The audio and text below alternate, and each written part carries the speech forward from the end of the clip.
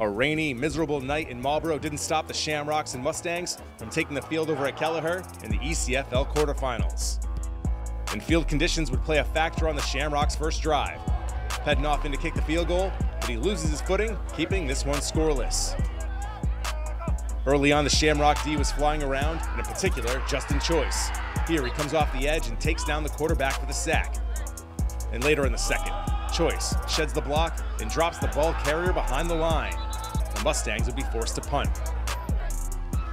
Following Shamrock possession, Spencer's pass is on target, but it slips through the intended receiver's hands and is picked off. The return brings the ball well into Shamrock territory. And on the very first play of the ensuing Mustang drive, the give is to Tupu.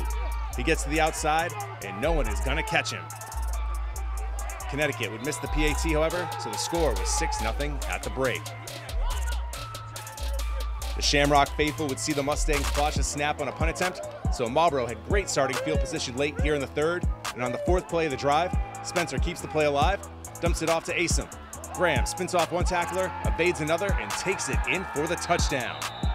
The Shamrocks couldn't convert on the PAT, and this one was tied at 6, entering the fourth. Midway through the fourth, the Mustangs are attempting a field goal on fourth down, but once again the snap is off the mark.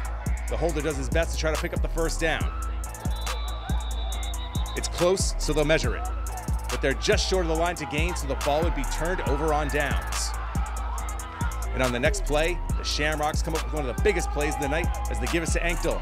He gets through the first level, makes his way to the sideline, and starts to break away from the D. Anctil, though, runs out of gas and is tackled inside the 10. That would set up another field goal try for Pedanoff, but this time it's good, giving the home team their first lead at 9-6.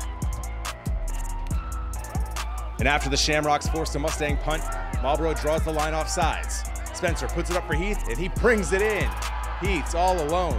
He would stay in bounds as long as possible to drain the clock, eventually crossing the goal line, and that would be the difference. Shamrocks hang on to best Connecticut 15-12. Marlborough advances to the league semifinal, where they'll take on the defending champion Admirals.